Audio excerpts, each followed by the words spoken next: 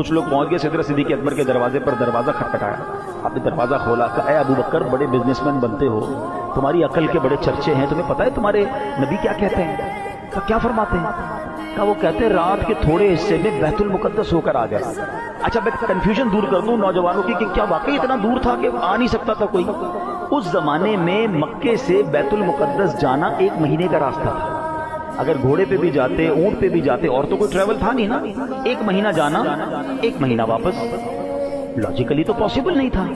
جیسے ہم سوچ رہے کہ عشاء پڑھ کے امریکہ بھی گیا اور واپس آ گیا، وہ تو 1 مہینے کا راستہ تھا۔ حضرت ابوبکر صدیق کو جب کہا کہ اے ابو بکر پتہ ہے تمہارے نبی کیا کہتے ہیں؟ کہا کیا فرماتے ہیں؟ کہا فرمایا رات کے تھوڑے حصے میں بیت المقدس سے ہو کر آ گئے ہیں۔ صدیق اکبر نے کہا کیا واقعی میرے نبی ایسا کہتے ہیں؟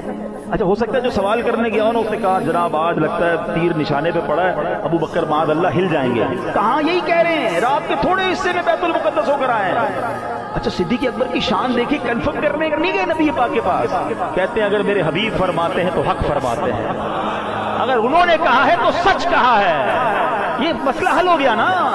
مجھے بتاؤ اس زمانے سے لے کر آج تک جو عاشق معراج کے واقعے پر جھوم رہے ہیں، جو خوش ہو رہے ہیں، وہ صدیق اکبر کی ادا کو ادا کر رہے ہیں، اور آج بھی جو کنفیوژن پھیلا رہے ہیں وہ ابو جہل کی ادا کو ادا کر رہے ہیں۔